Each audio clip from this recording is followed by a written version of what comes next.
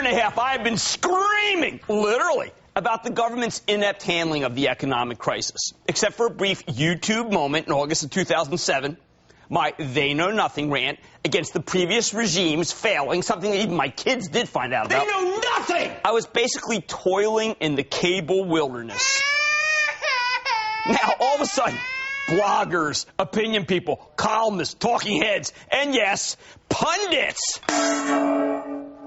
people who haven't paid attention to anything I've been saying or writing for the past 18 months, they're all over me now. I find myself in the center of a firestorm over Obama's economic policies. I am taking enfilading fire from people I like, people I admire, people I agree with, from serious columnist Frank Rich to less serious entertainer Jon Stewart, while being defended by, of all people, Rush Limbaugh, the standard bearer for conservatives, someone who I respect as a radio personality, but whose views are virtually antithetical to my own. How the heck did I get dragged into this mess, becoming the target of the wrath of Obama's fans and the darling, albeit surely momentarily, of his critics? It's not like my criticism of Obama's handling of the crisis is any more pointed than my criticism of the job the previous Republican administration was doing, or with its pernicious laissez-faire attitude toward Wall Street. So what gives here? The answer, I think, lies in the way the two administrations approach criticism. The Bush administration never questioned their beliefs, therefore never answered to anyone. Not Congress, not the press, certainly not me. They simply chose to ignore my warnings, perhaps because of a brutal combination of ideology, fecklessness, and complacency, or perhaps because at one point I used to throw a lot of chairs in the show. And to make matters worse, Bush and Paulson's endless protestations. My view of the economy is that the fundamentals are strong. We have strong economic fundamentals. Fundamentals are strong. The long-term fundamentals of our economy are strong. The fundamentals of this nation are strong. See, it seemed ridiculous in the face of the facts. Ben Bernanke seemed to, well, he didn't seem to understand the urgency of the situation, although now he's become a grown-up. Tim Geithner, then the head of the Federal Reserve Bank in New York and the most important regulator of Wall Street, didn't seem to understand the importance of a consistent policy in the face of panic and confusion. He still doesn't, as Obama's Treasury Secretary. I would have thought that Hank Paulson, who ran Goldman Sachs, where I worked at one point, I thought, for heaven's sakes, he had to know better. But he didn't. This was the team, primarily Paulson and Geithner, that euthanized Lehman Brothers, the consequences of which spelled the end of finance as we know it. 2 days later, their hands-off policies came to an end when they did a total about-face and began the never-ending bailout of AIG. I called them out for their mistakes. Where was Frank Rich praising me? Where was that? But Bush's press secretary never deigned to mention me. No pundits got worked up about that criticism. Now, President Obama's team, on the other hand, has demonstrated a thinness of skin that I find shocking. When I somewhat obviously and empirically judged that the populist Obama administration was and continues to exacerbate the crisis with its budgets and policies. Look at the incredible decline in the average since the inauguration. I was met with immediate condescension and ridicule. I couldn't believe it. Is Obama's team really blind to the great wealth destruction being caused by their agenda of demonizing the bankers, raising taxes on the wealthy, advocating draconian cap-and-trade policies, upending the healthcare system? Do they really believe that only the rich own stocks? What the heck do they think we have our retirement accounts in? CDs? Where did they think we put the money that we save for college? Our mattresses? Does the Obama administration truly believe that the great middle class keeps its money at the First National Bank of Sealy and only the wealthiest traffic in the S&P 500? That's the impression I got when President Obama proclaimed he wasn't worried about the averages, dismissing them as traffic poles that go up and down and up and down.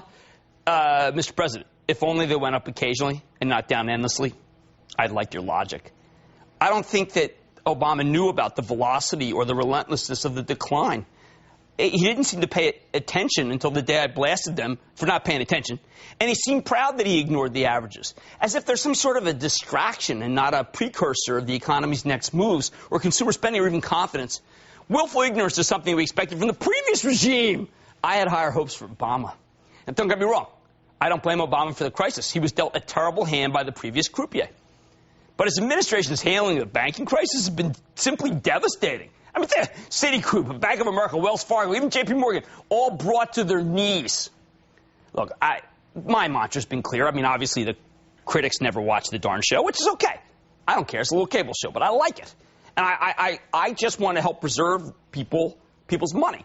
I want to help them grow it when the time comes where it's no longer too risky to make that attempt. The country's in crisis. I want to turn down the rhetoric, engage with the issues. We need to stop the lurching nationalization of the banks, something that's come about because the Fed and the Treasury have been unable to regain control of the financial system from, guess who? The short sellers. But will the pundits engage in a debate on the merits of, say, favoring Tier 1 capital for the banks rather than common equity? How about the idea of showing them forbearance so they can work out things over time? 4% mortgage campaign for everybody, not just for the so-called deadbeats. Give the banks some leeway so they can be profitable with patience. No, the Obama guy, the acolytes of Obama just attacked me. Okay, I'm a tempting target. Plenty of people come in for criticism on the show, but we're dealing with some serious issues here. We need solutions, which I offer like almost every night here, much to the chagrin of the people who are worried about like my ratings. I don't want ad hominem attacks. Take Frank Rich and Jon Stewart. I criticize Obama. So both of them seized on the urban legend that I recommended Bear Stearns the week before it collapsed, when I simply told an emailer that the deposit in his account at Bear Stearns was safe. Your money's safe in Bear Stearns. They use a clever soundbite to pass off the notion of account safety as an out-and-out buy recommendation. I mean, look, your money's safe in Bear Stearns does not mean buy. Now, look, I expect Jon Stewart, a comedian, to give me a good skewering. Hey, what the heck? But Frank Rich? I mean, the guy was a rigorous guy. When he was a theater critic, I'm sure there were many times where the pull quotes from his reviews were used for positive purposes, even though he was panning a play. How could he not have been more rigorous? Then Rich chastised me for endorsing Wachovia stock after then CEO Bob Steele came on the show and spoke positively about the bank. Hey, remember, right? He stood right here. All right. Look, I was taken in. The guy pantsed me. I made a mistake. The SEC is investigating Steele's appearance on the show for truthfulness, though. Right? I mean, I made a mistake, but they're investigating. See if he lied. Bigger issue. Sometimes you just get had. None of this, though, not Bear, not Wachovia, has anything to do with whether or not the president's policies are harmful to wealth, whether they make sense to or destroying the banking system. Now, on the other side, after the White House briefing, Rush Limbaugh defended me as a wayward leftist who has seen the light. Hey, I'm thrilled to have allies or defenders. Lord knows I need them. But the truth is, I actually agree with almost all of Obama's agenda, right down to having the rich pay more taxes. I just think it's the wrong time. We need to declare war on unemployment and solve it before it gets out of hand. We need to stop house price depreciation. Nothing Obama's done so far will defeat either enemy. And all the initiatives he wants to rush, like the tax hikes, changes in health care, tinkering with the mortgage deduction. I mean, good grief. He wants to tinker with the mortgage deduction right in the midst of the worst housing downturn in history. The tough cap and trade rules. Any of these could derail any chance of the economy turning around. Obama needs to beat unemployment and falling house prices. Then he can go forward with his agenda with my blessing. But until then, his initiatives are putting the second Great Depression right back on the table. I thought it had been taken off. The markets thought he could stop it, hence the giant relief rally when he was elected. But in less than 50 days of his ascendancy, the market's hopes were totally dashed, and the averages are now forecasting the worst economic decline since the Great Depression. I'm happy to have anyone from the administration on this show to have a serious debate on these issues. Here's the bottom line. It's time to get serious.